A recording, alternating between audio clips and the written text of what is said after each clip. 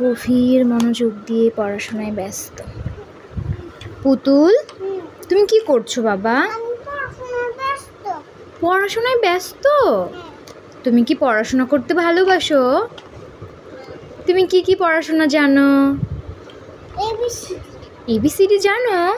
তুমি কিছু লিখতে জানো? হ্যাঁ,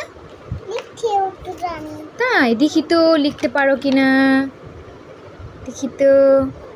ও বাবা, এটা কি হয়েছে মাম্মি? বলো তো।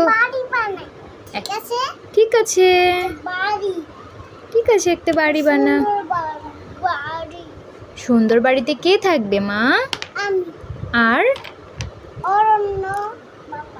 অরণ্য আর বাবা। আর কে থাকবে? আর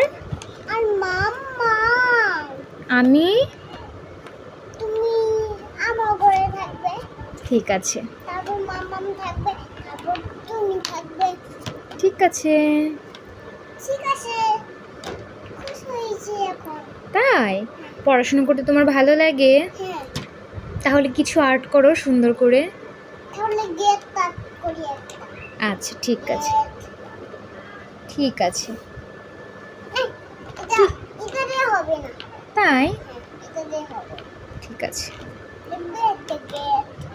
হ্যাঁ,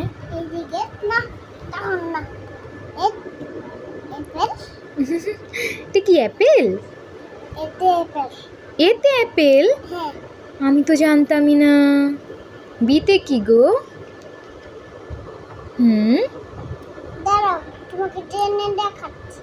জেনে দেখাবে? বিজ্ঞ হয়ে গিয়েছে মানে জেনে দেখাবে।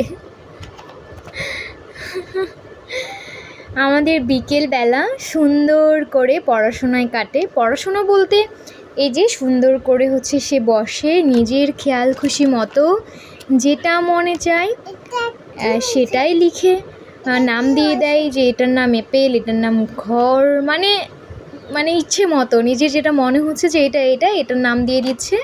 আপন মনে আর্ট করে, পড়াশুনো করে, কবিতা বলে।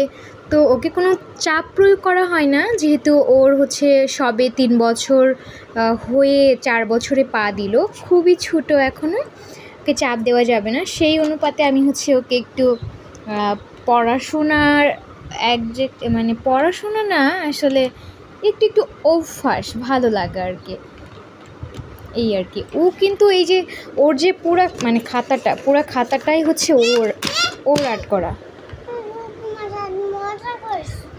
কোথায় মজা করেছো? তুমি মাম্মির সাথে ব্যাড বিহেভ করেছো।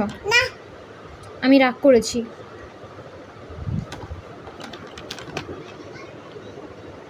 রাগ করেছি।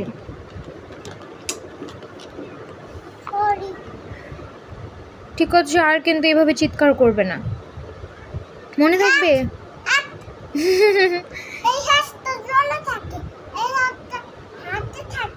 তাই? ও আচ্ছা আচ্ছা। তুমি এত দুষ্টু করো কেন বলো তো? পেছন দিয়ে পড়ে যাবা মা।